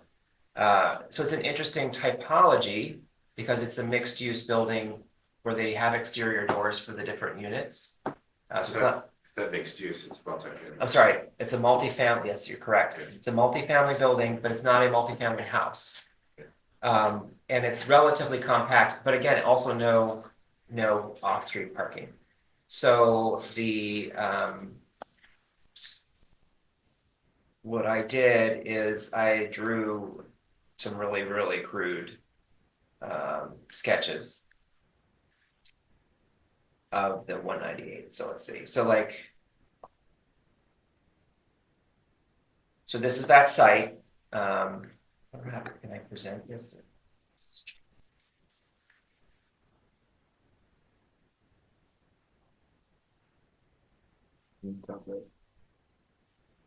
Yeah, I'm not used to the. What do you mean top right? Usually a button if there says present. We're under slideshow. Yeah. All right, I'm just not used to the Mac version. So, oh, it's sort of cut off, but that's the site.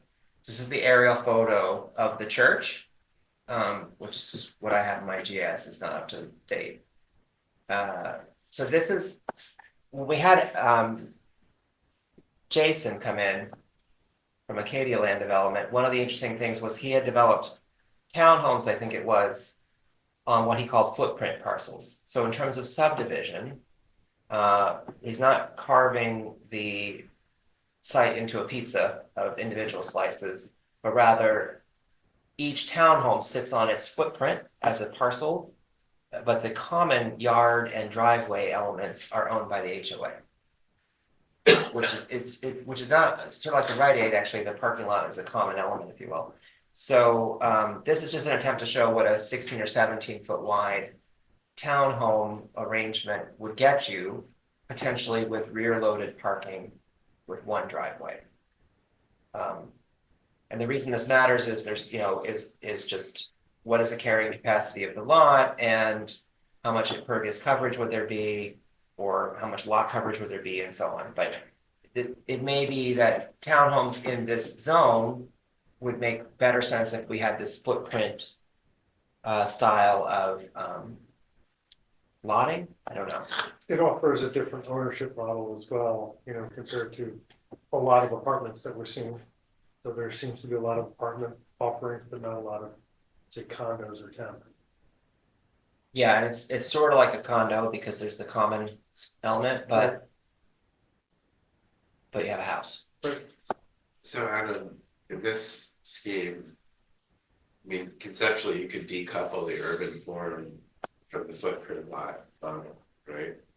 So I'm wondering, isn't the footprint lot more a matter of the Saldo and how the Saldo defines a lot? And could we just almost decouple it and say, in general, it would be a good idea to allow these sort of footprint lots? And, I mean, for example, that might have helped us when the Albrecht's nursery site being on Elmwood came up and the owner only wanted to develop properties where the owner like owned their lot or something like that. I mean, that may be a tool that could come in handy in a lot of circumstances.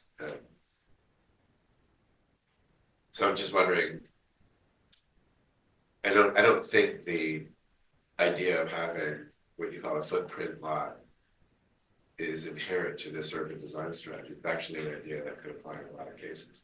Yeah, I just wasn't sure if we could do townhomes without being able to do it. Right. We might be able to, but not have any parking because unless we wanted to have front loaded parking, which I'm assuming we do not want to have. Yeah. So it would be a streetscape of garages.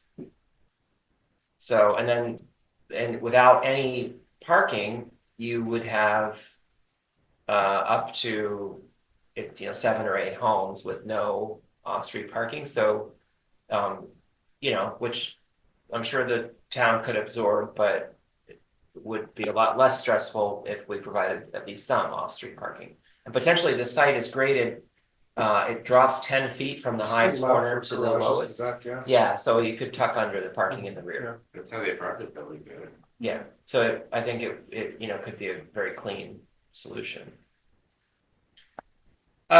This is the same site with more or less 17-foot wide twins. They sort of struggle to fit 3 of them, but that gets you 6 houses. So if the row houses get you, is it 8? Roughly 8 houses, give or take. The twins max out at probably 6, possibly less. So do we allow 17-foot wide twins there? Well, and that gets into the whole, like, the subdivision standards, because what this is sort of proposing is that you have to ignore all that. It's not about the minimum lot sizes and things anymore. No, it's the building width too. It's not just the lot. Well, I mean, my twin is 17 feet wide, so maybe 18. I mean, just checking. So and it's on Elmwood, so I'm sort of using it as a reference case.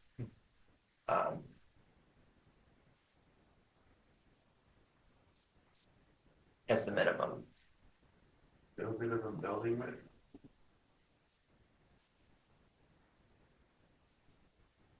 It's like we may have no minimum building width. No, but we have minimum lot widths though. And so I don't think it would comply quite with those. So I don't think you can get 25-foot lots and get 6 25-foot lots. It says none. We better check this out. There's gotta be a minimum lot width. Or minimum lot size. And so the bottom line is to get the maximum number of twins. Again, you might be better off with this sort of footprint strategy and some strategy to deal with the yards. I mean, you could subdivide it into individual twin lots and then have a common element for the driveway would be, again, one way to do the lotting of it. But it needs to be flexible to get the density, this quote missing middle typology. But this, because I guess what the owner of the property was saying was that he had an offer to sell for 3 single-family homes. So we're essentially comparing the yield of the parcel under different development scenarios, under the assumption that probably can subdivide it into 3 single lots. Even that's going to be a little tight, to be honest. And then each house would trade at like $1.5 million. So this would be 6 twins instead of 3 singles. So twice the number of families, potentially. And then twins, a lot of times are built to 3 stories high, and that's how you get the bedroom count. Whereas the singles could be 3 stories high, but might only be 2 floors. This is the triples, those same apartments that are already on that block facing the train station.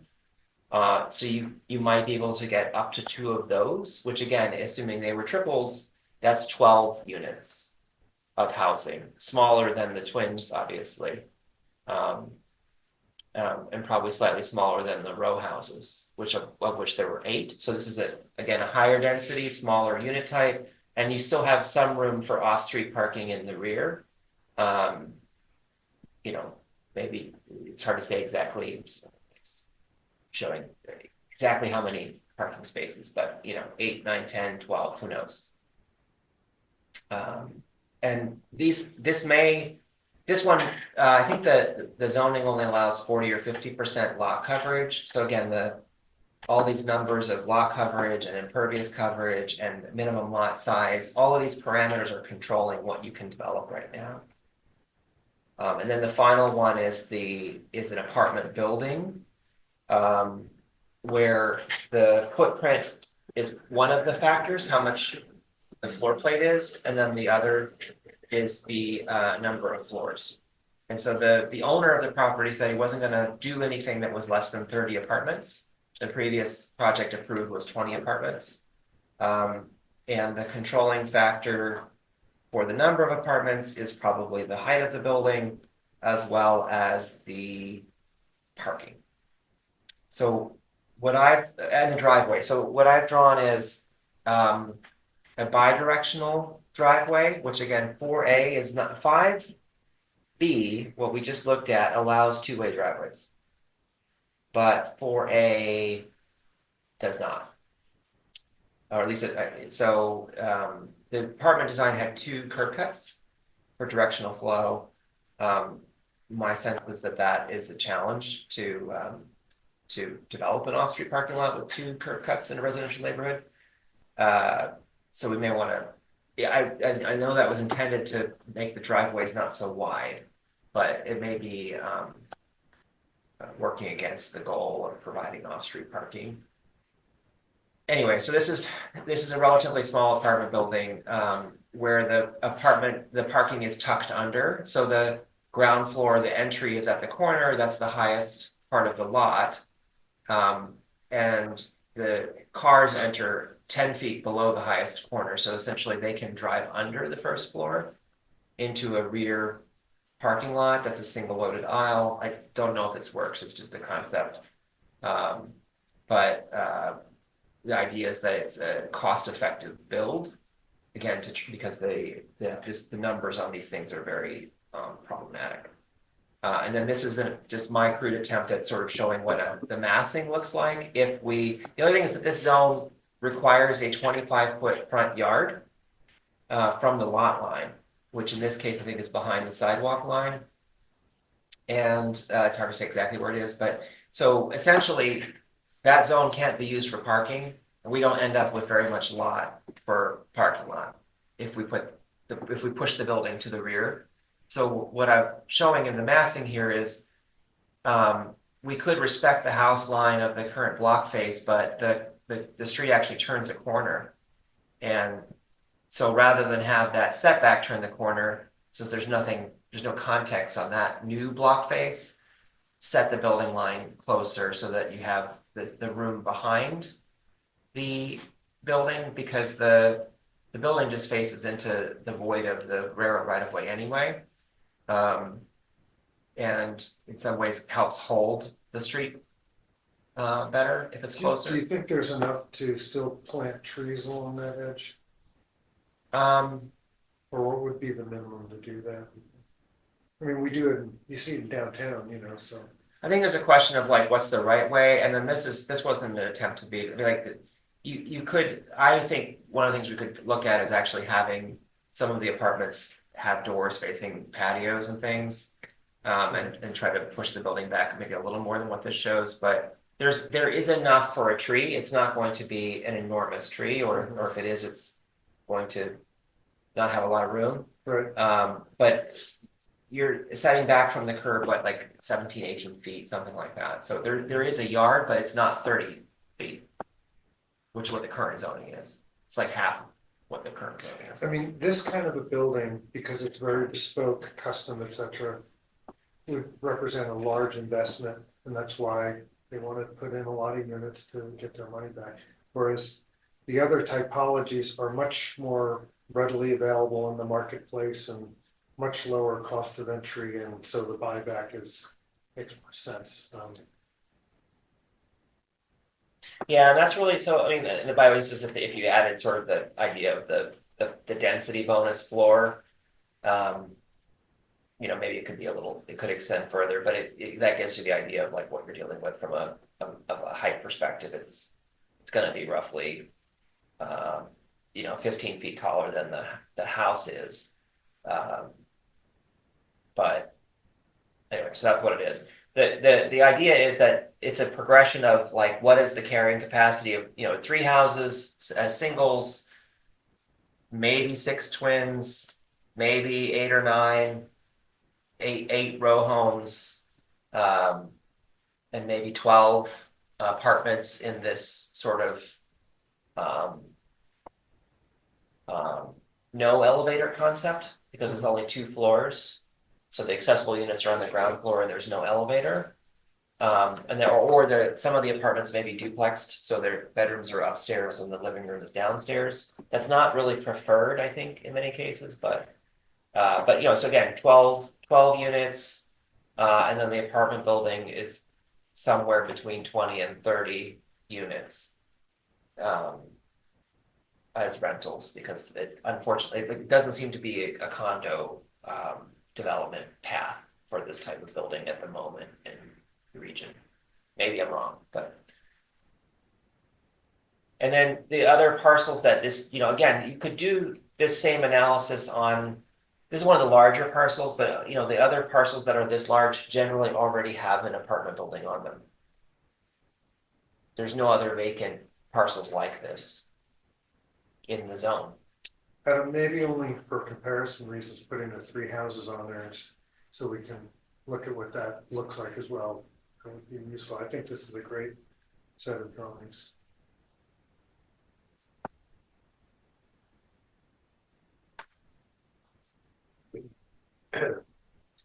With the SEPTA parking lot, potentially, if SEPTA ever decides to do land development,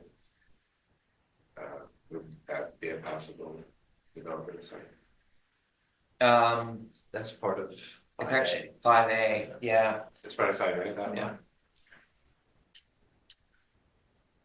I mean, yeah, so I you know, I think that that's a long shot personally, but it is possible, but we probably shouldn't talk about it in the context of the 4.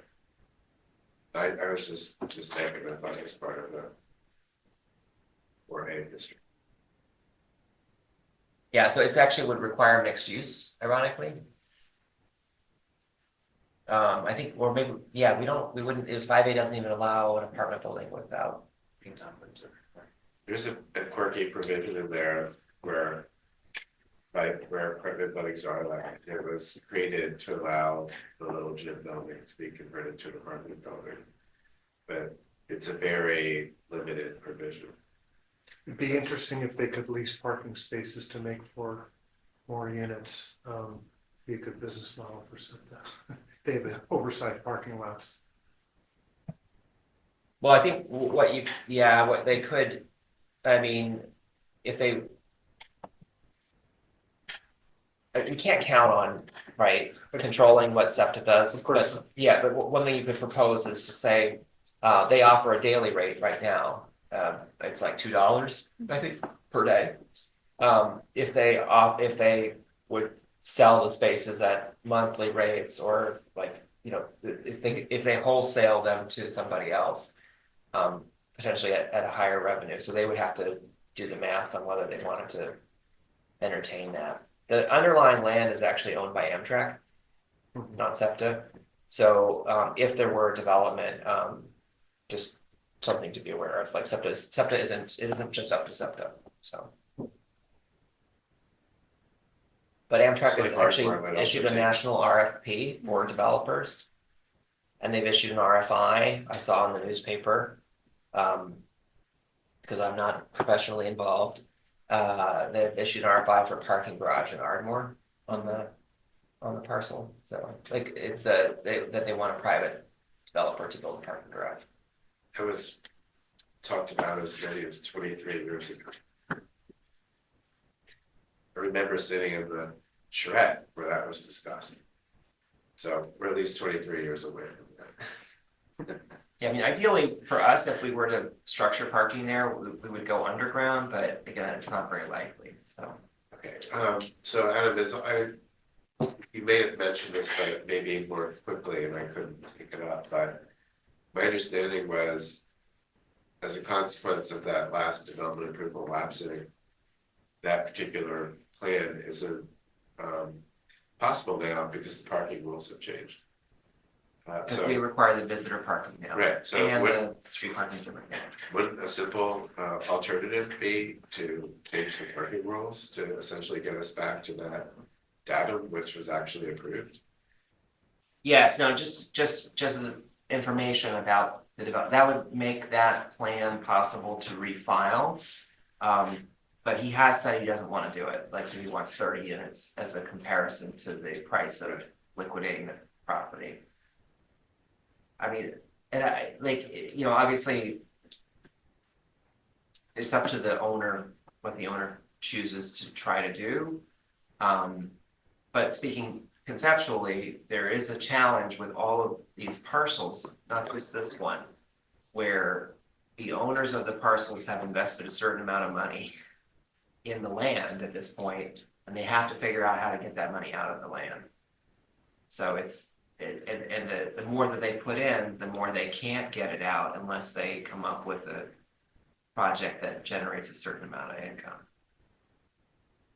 So luxury housing might be one way, and density is another way because it's cheaper units, but more of them.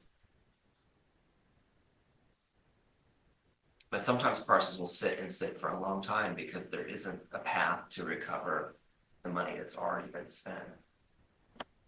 Presumably, though, at one point, building 20 units would allow for that all to be recouped, A couple years ago, but it's changed. Just the cost of doing the building. I can't say.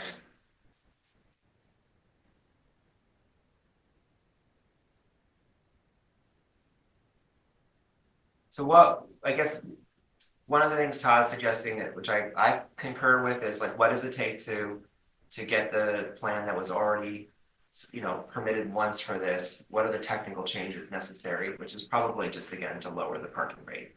I think that's the main one. And nothing else needs to change. Probably we could check the setbacks. The second thing, and so that's all about parking.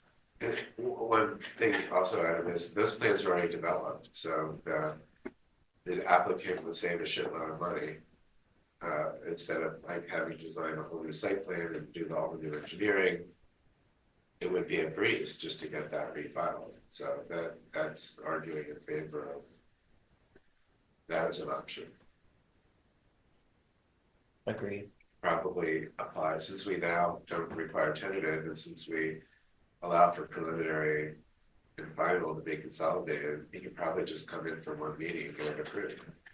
Well, instead of spending 6 months or 9 months or a year. and if there is some parking relief, it might even be an improvement cost-wise on what was already approved. Yeah. Because I think that was an expensive part of that submission as well. I'd have to check how many parking spaces it had, but it was, I mean, part of this too is that the market does want a certain amount of parking. So I know that like I said, the units down the block don't have any off-street parking, but for the new builds, they. I know you're looking for options, but I think that should be one of the options we explore, is like sort of getting back to that data. Okay. Since it was actually approved. Do you have that plan though handy for us to look at again? I've got it on my computer. Yeah. Yeah, All right, that's a good point. You want me to call it a pattern? If you have it handy, I have it somewhere. Pretty soon. Well, I just have to search, but, shouldn't be hard. If I need outward final plan, I will. That would be good.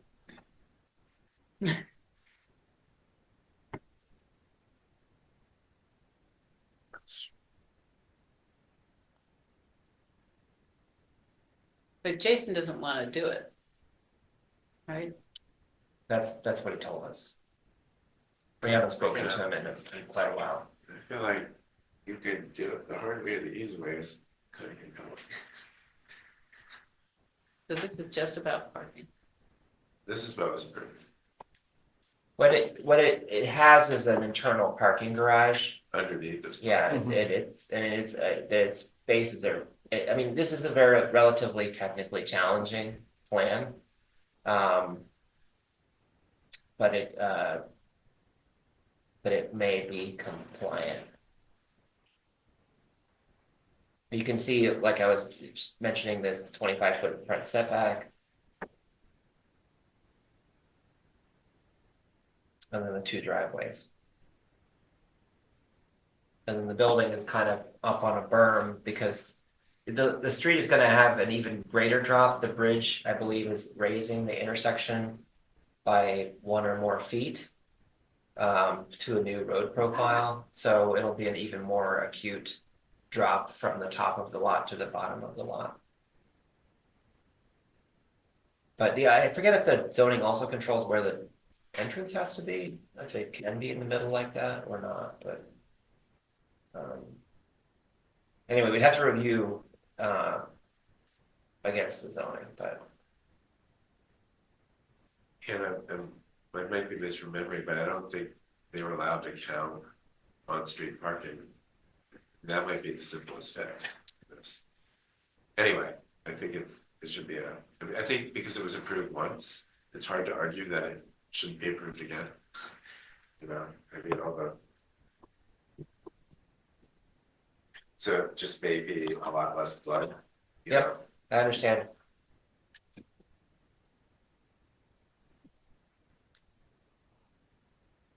Personally, I mean, I would advocate for this level of density on the site rather than 3 twins or 6 row houses. I feel like it's a missed opportunity not to get up to this level. I agree. It's 20 apartments in the Yeah. plan. Yeah, I mean, it's plenty dense. The setback is much more desirable. I think they're small apartments, but yeah, right. Was it? Yeah, with some minor tweaks, like if you could say 1 entrance versus 2, and maybe a little bit of relief on the setback and on-street parking, it would make it certainly easier to build and maybe more cost-effective. Like it's a minor incentive, you know. But what are the incentive? What are the things you wanted to change? I would say the setback, on-street parking and single entrance. I wouldn't change the setback. I think this is a much nicer setback. I agree. I'm just saying it was very tight for the parking, you know, to negotiate the parking. Literally, if there's a few feet here and there to just make it all simpler. You said setback parking. What was the third thing? Single entrance. That would require a wider driveway. It would, but honestly, I think it would be nicer, you know. I think that 2 curb cuts is not nicer than 1. It's not necessary. It's not really necessary, yeah. I actually think having a curb cut on Narberth is kind of not great. Yeah. No, I agree. I don't like that one either.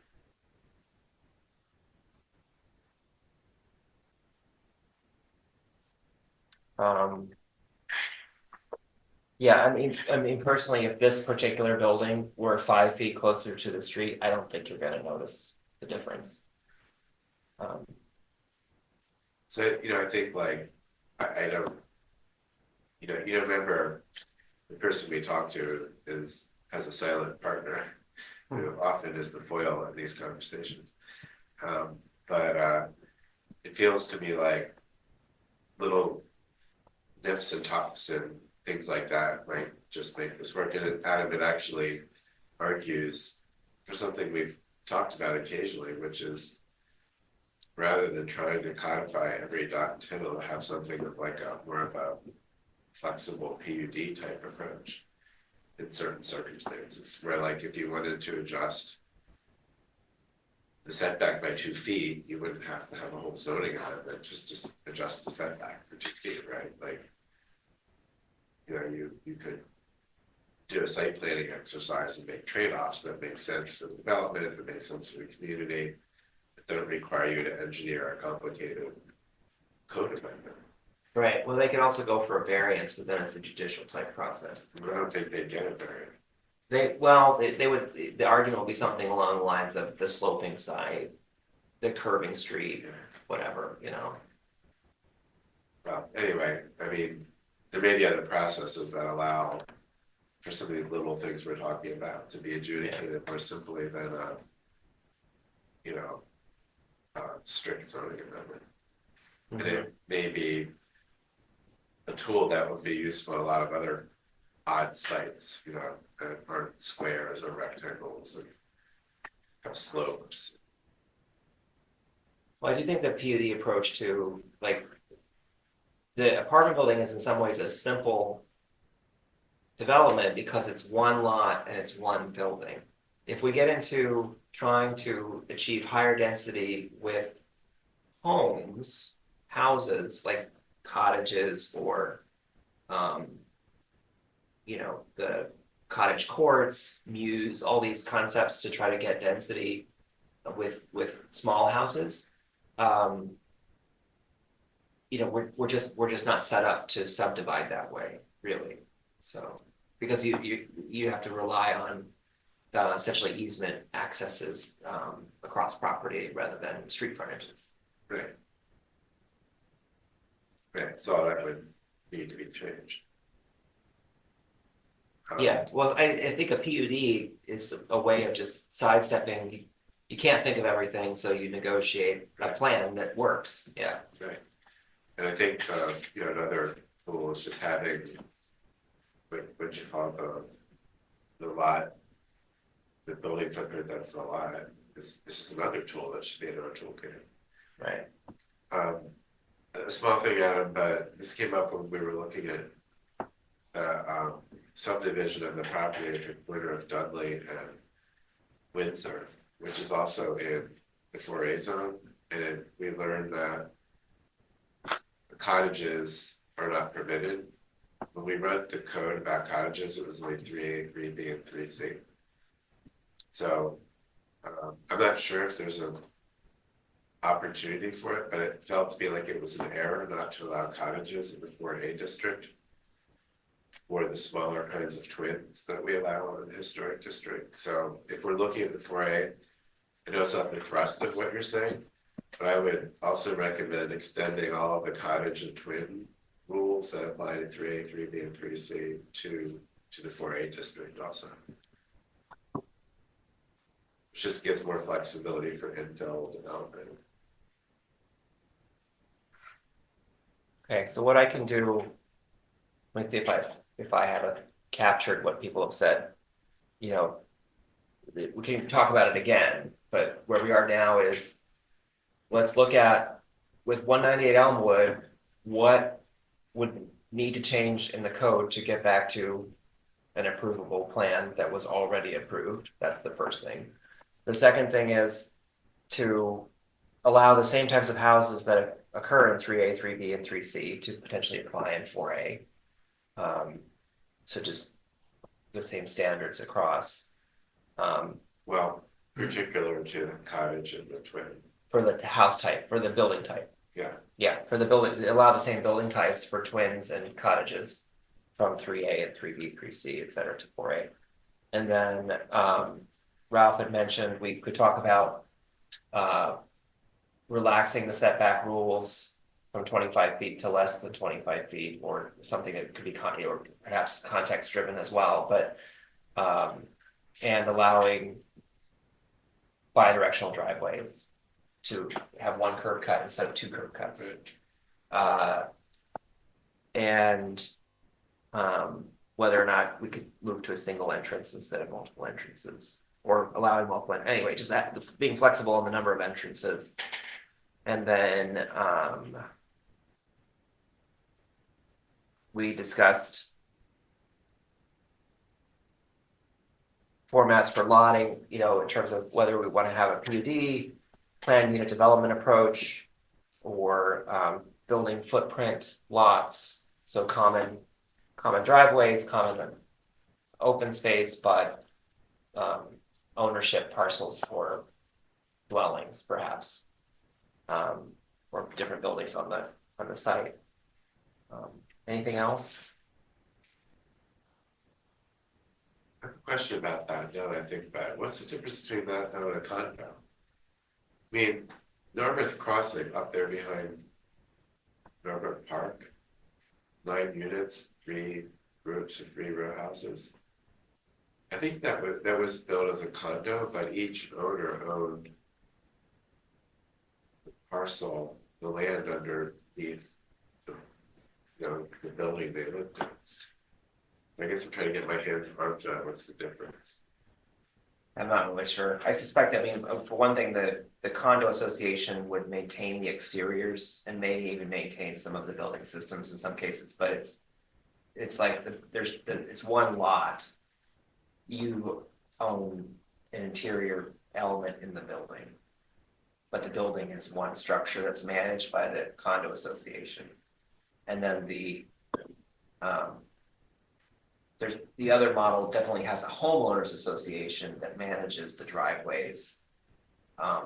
It's a question whether they also manage the windows, or like if your window breaks, who fixes the window or whatever, right? So. Anyway, what Jason described sounds like a good tool to have in our toolkit.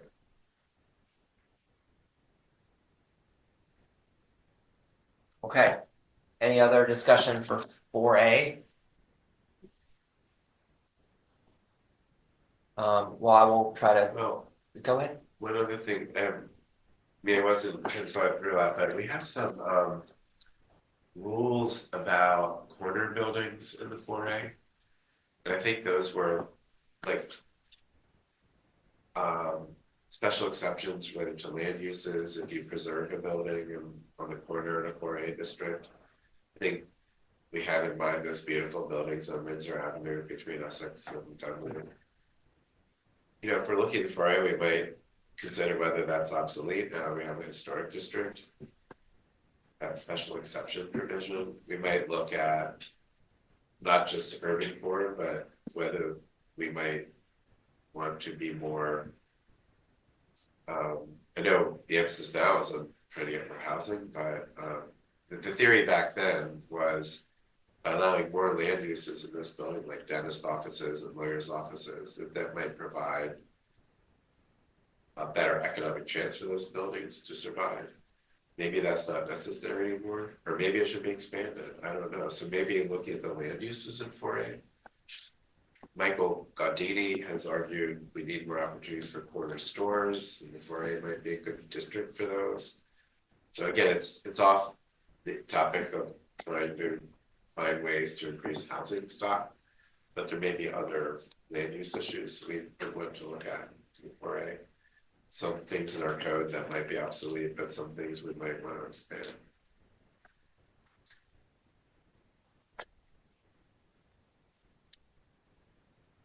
Okay.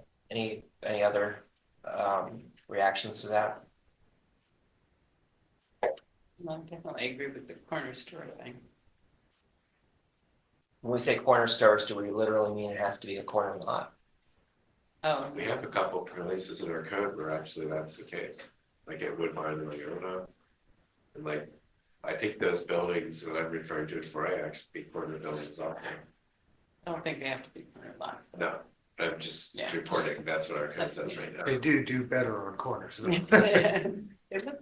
But you're essentially suggesting it allowing for mixed use development in 4A. Suggesting it could be a topic of conversation. Small scale retail, yeah.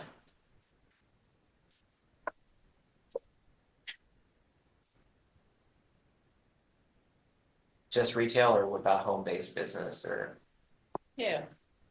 Commercial.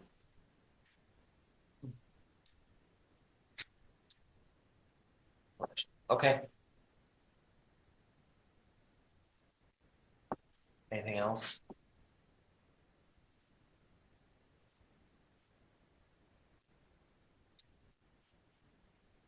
All right, we'll